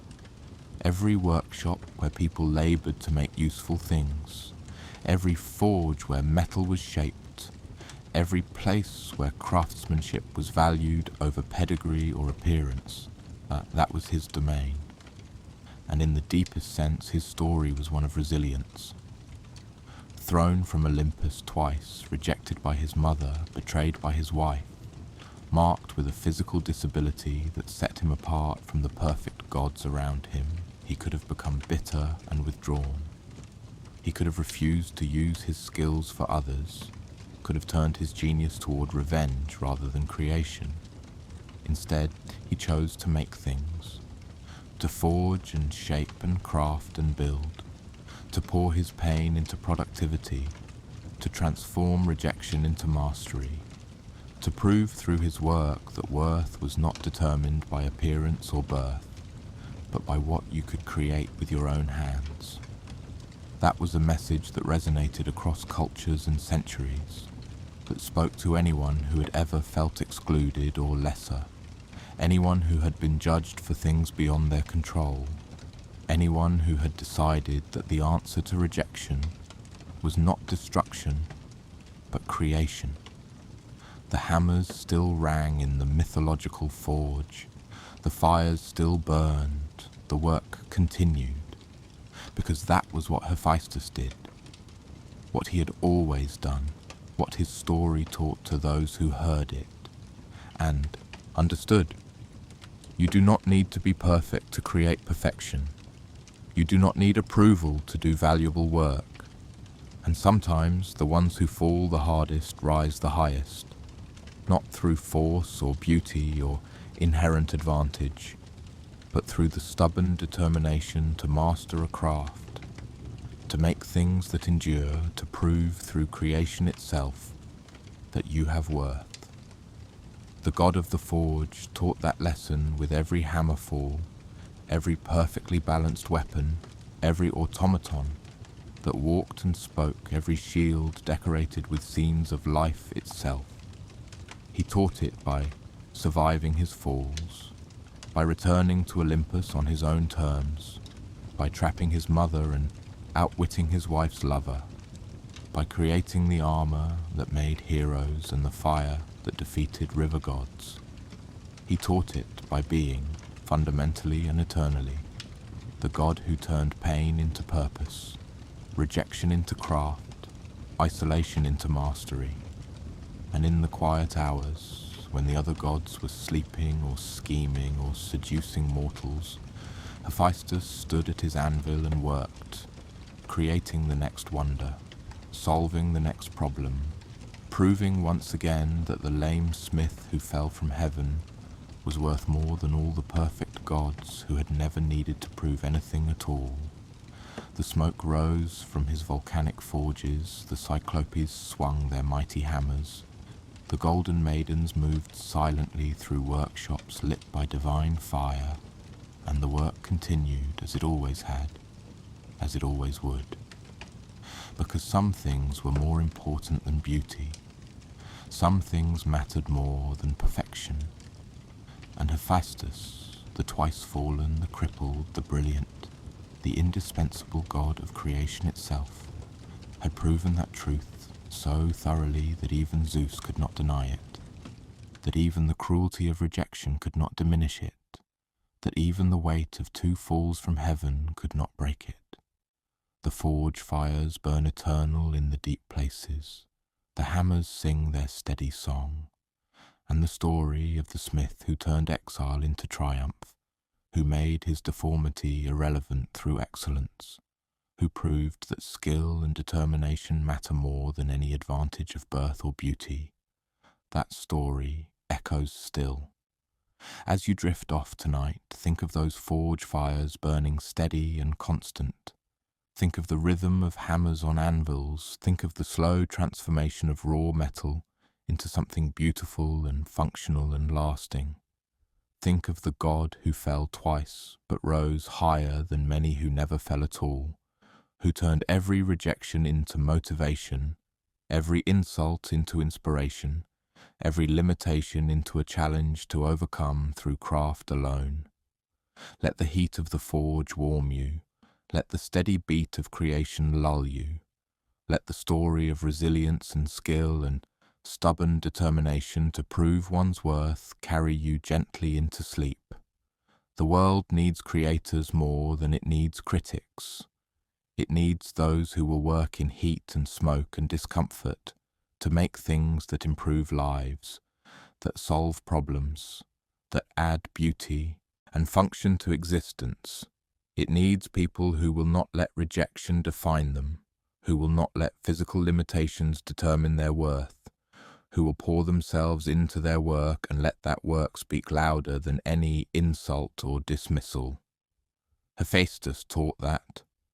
The lame god of the forge, the twice fallen, the brilliant craftsman whose creations shaped the fates of gods and heroes, taught us that your worth is not in how you look or where you were born or whether the powerful people accept you, but in what you make, what you create, what you leave behind when the forge fires finally cool. And with that lesson, with the image of golden automatons and bronze giants, with the sound of hammers on divine metal, with the warmth of volcanic fires and the steady rhythm of eternal work, let yourself rest. The gods may sleep or scheme, but the forge never truly stops. Creation continues in the darkness. And somewhere, in the deep places where fire meets metal, where skill meets dedication, where rejection was transformed into the greatest craftsmanship the cosmos had ever seen, Hephaestus is still working, still proving his worth with every hammer fall, still teaching anyone who will listen that falling twice just means you get better at rising, that lameness is no barrier to greatness, and that the ones who work in smoke and fire often create things that outlast the beauty of those who never needed to prove themselves at all. Rest now in the warmth of the forge, let the story settle, let the lessons sink deep, and know that morning will come with new metal to shape, new things to create, new chances to prove that skill and heart and stubborn determination can triumph over any disadvantage, any rejection, any fall from any height. The hammers ring eternal, the fire never dies, the work continues. Sleep well.